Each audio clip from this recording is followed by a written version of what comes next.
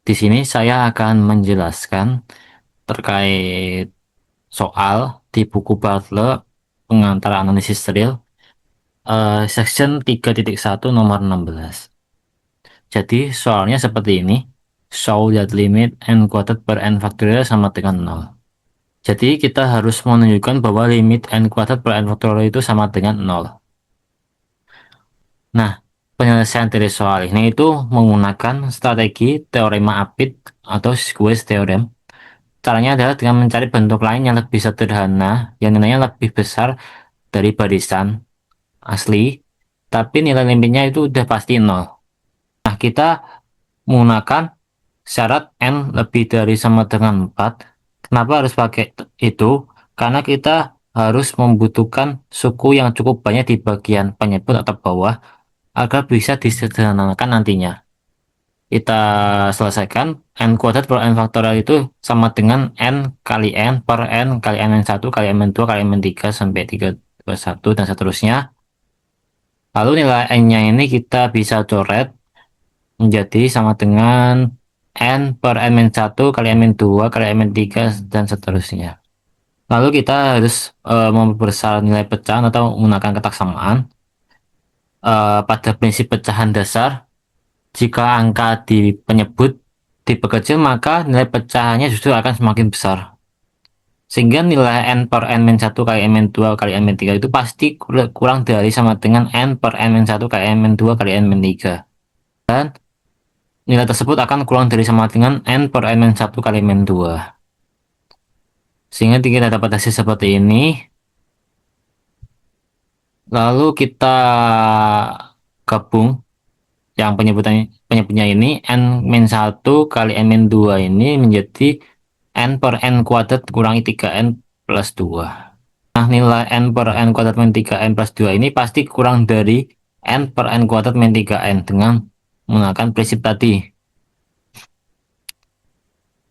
Lalu n kuadrat min 3n kita uraikan menjadi n per n kali n min 3. Setelah itu nilai n-nya kita bisa coret karena sama kan dan juga perkalian sehingga menjadi 1 per n min 3. Lalu kesimpulannya bahwa karena limit 1 itu pasti uh, menuju 0 atau mendekati 0 dan juga n min 3 itu pasti mendekati 0 atau batas bawah juga 0, maka terbukti sah limit 1 per n min 3 itu pasti sama dengan 0 dengan catatan bahwa dengan syarat n lebih dari sama dengan 4. Maka berdasarkan teorema Apit terbukti bahwa limit n kuadrat per n faktorial itu sama dengan 0. Demikian penjelasan saya tadi, bisa dilanjut dengan penjelasan soal berikutnya. Baik, selanjutnya ada di subbab 3.2 nomor 1. Sequence xn is defined by the formula for the n term write the first term in each case. Yang A, xn sama dengan 1 plus negatif 1 pangkat n. B, xn sama dengan negatif 1 pangkat n per n. C, xn sama dengan 1 per n dikali n plus 1. D, xn sama dengan 1 per n kuadrat plus 2. Lalu cara penyelesaiannya itu yang A, xn sama dengan 1 plus negatif 1 pangkat n. Barisan xn dengan rumus suku ke n, xn sama dengan 1 ditambah negatif 1 pangkat n anggota bilangan asli, n sama dengan 1, 2, 3, 4, 5 suku pertama. N sama dengan 1, x1 sama dengan 1 ditambah negatif 1 pangkat 1 sama dengan 1 dikurangi 1 sama dengan 0.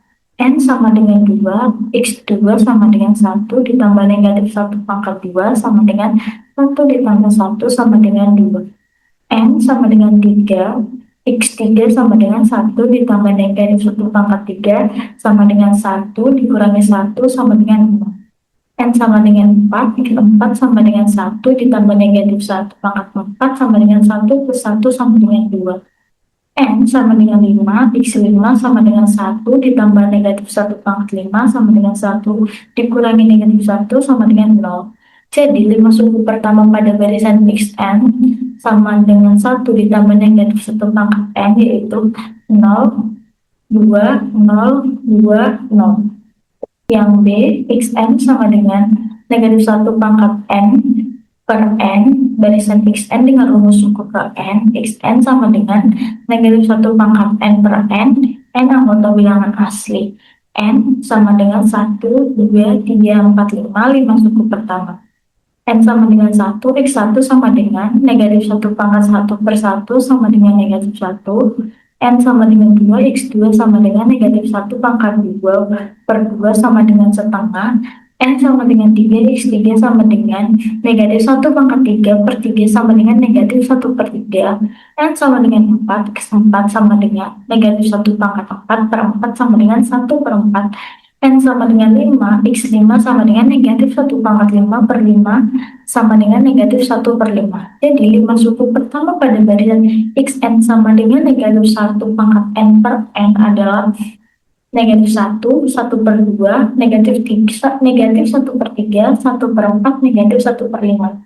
Lalu yang C yaitu Xn sama dengan 1 per N dikali N plus 1. Barisan Xn dengan rumus suku per N, Xn sama dengan 1 per N dikali N plus 1, N anggota bilangan asli.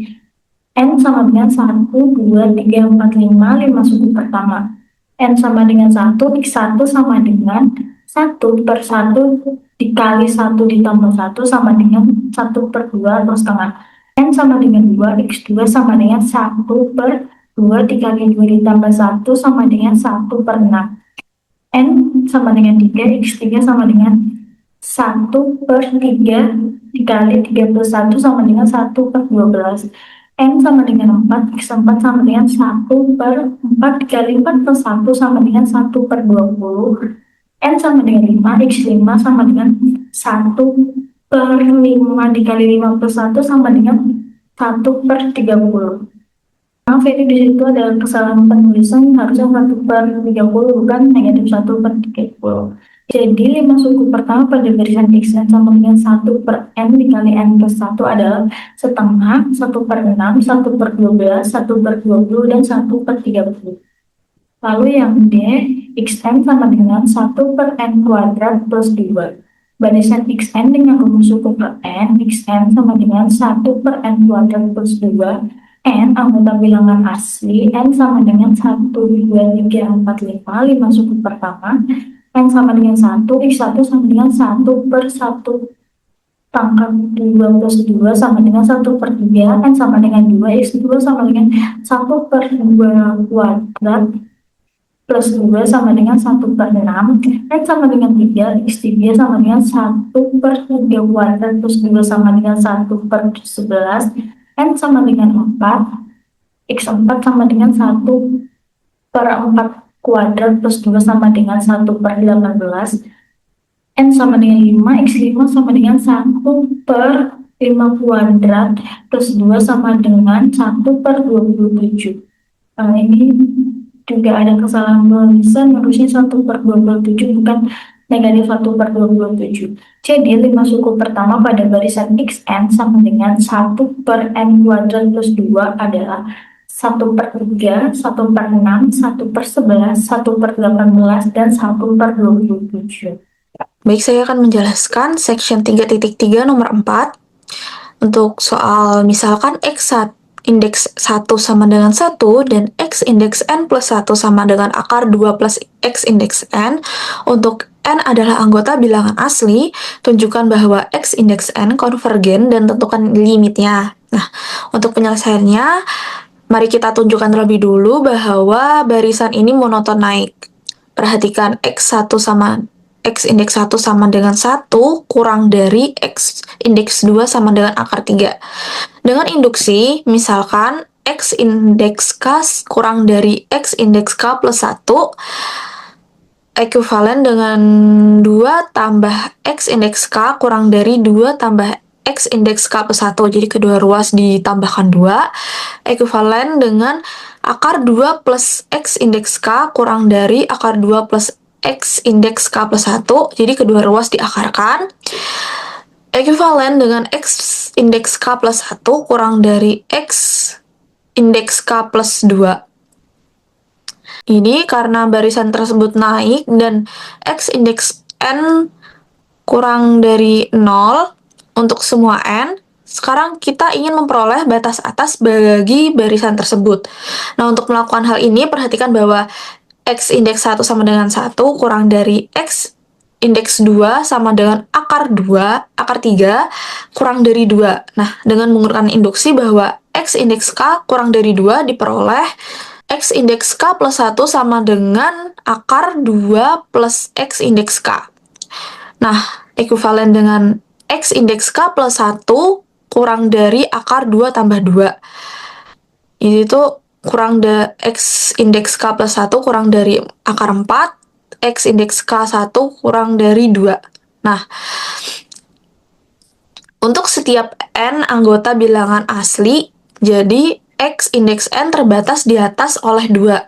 Karena X indeks N monoton naik dan terbatas di atas, maka berdasarkan teorema 3.3.2, monoton convergence theorem, diperoleh bahwa X indeks N konvergen.